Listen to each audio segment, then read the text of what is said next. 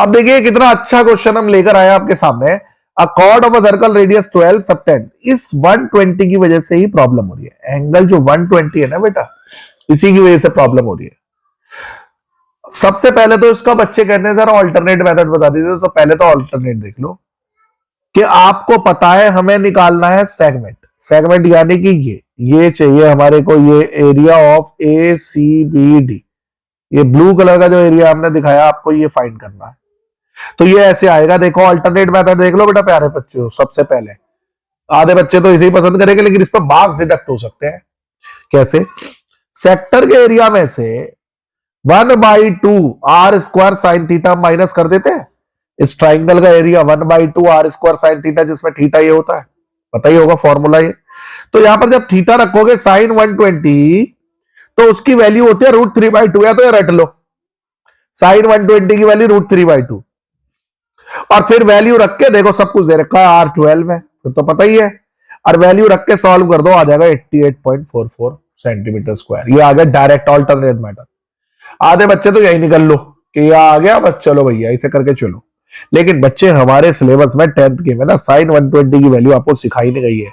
आपको सिर्फ साइन 90 तक आपने सिखाया होगा, देखो याद आ रहा होगा आपको, साइन 90 की वैल्यू 1 होती है, बस यहीं तक सिखाया गया, इसके ऊपर बताया नहीं गया। इसलिए अब हमें जो मेथड में आप करवाने वाला हूं वो करना पड़ेगा, और वही इंपॉर्टेंट है। एनसीईआरटी में भी वही गिवन है, आपको वही बोर्ड में करना चाहिए। देखिए क्या आपको क्या करना है प्यारे बच्चों, यहां पर ना एक परपेंडिकुलर ड्रॉ कर लेना है। परपेंडिकुलर ड्रॉ कर लेना है, सेंटर से परपेंडिकुलर, और आप जानते हैं perpendicular from the centre to the chord bisect the chord, तो वो एसी और बीसी डिवाइड कर देगा। अब ये 120 था तो ये 60 हो गया, ठीक है। आप चाहे तो प्रूव भी कर सकते हैं दोनों ट्राइंगल कॉन्ग्रेट करके, बस जरूरी नहीं है, बस डायरेक्ट दिखा दो।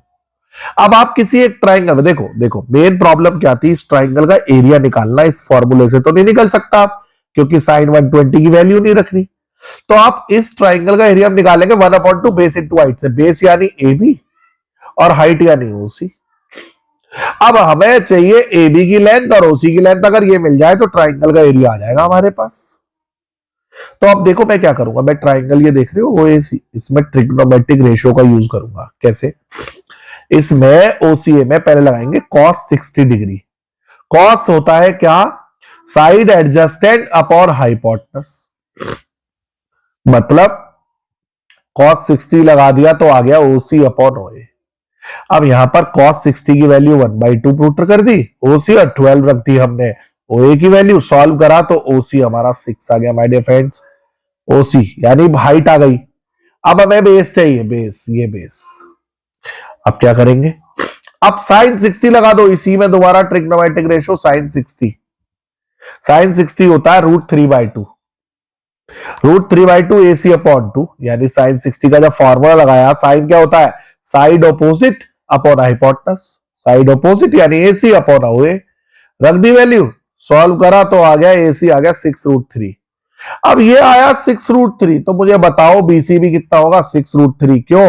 9th में पढ़ा था, perpendicular from the centre to the chord bisect the chord, तो जितनी AC होगी उतनी BC होगी।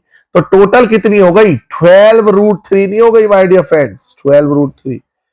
और बस अब हम ट्राइंगल का एरिया निकाल लेंगे 1/2 बेस इंटू हाइट। देखो AB इंटू OC, तो ये 3 आ गया और हमारा आंसर आ गया 62.28। आंसर नहीं है ट्राइंगल का एरिया। क्या करना है अब तो बस हो गया सिंपल। सेक्टर का एरिया निकालेंगे माय डियर फ्रेंड्स। सेक्टर का ये सेक्टर देख रहे हो, ये पूरा ये सेक्टर का एरिया निकालेंगे इस फॉर्मूले से, पाई r स्क्वायर थीटा अपॉन 360 से, ये निकाल लिया, ये रहा, और उसमें से माइनस कर देंगे ये ट्राइंगल का एरिया, ये माइनस कर देंगे, तो जो अपने बचा वो ये ब्लू लाइंस हमारी नीचे वाली, ये बच गया, और आंसर 88.4। तो माय डियर फ्रेंड्स अब या तो ऑल्टरनेट मेथड करो या आप करो, या तो ऑल्टरनेट ये वाला जो हमने बताया आपको, पर इसमें मार्क्स लेट हो सकते हैं, बेहतर होगा आप ये मेथड करो, ये एनसीईआरटी में गिवन है। और एक्सरसाइज में क्वेश्चन 7, एग्जाम्पल में क्वेश्चन 2, ये करिए। अगर आपको ये एक्सप्लेनेशन हमारी अच्छी लगी है तो आप प्लीज सब्सक्राइब करके जरूर जाइएगा। सब्सक्राइब करें, कमेंट में हमें बताएं आपको हमारी एक्सप्लेनेशन कैसी लगती है। तब तक के लिए जय हिंद, जय भारत।